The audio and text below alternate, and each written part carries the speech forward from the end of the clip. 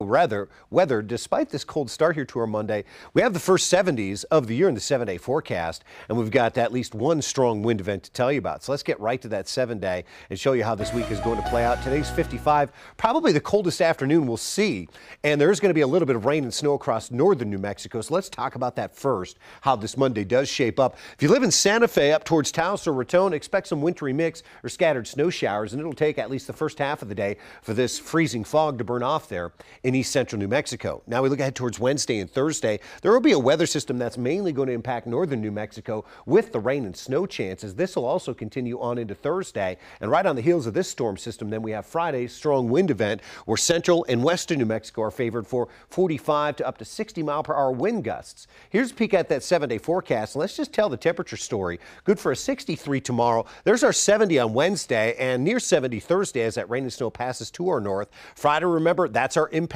wind day. We can't rule out a late day shower. Then we look ahead towards Saturday, diving back into the 50s. Sunday, a quiet weather day. And remember, Sunday, we spring ahead into daylight saving time.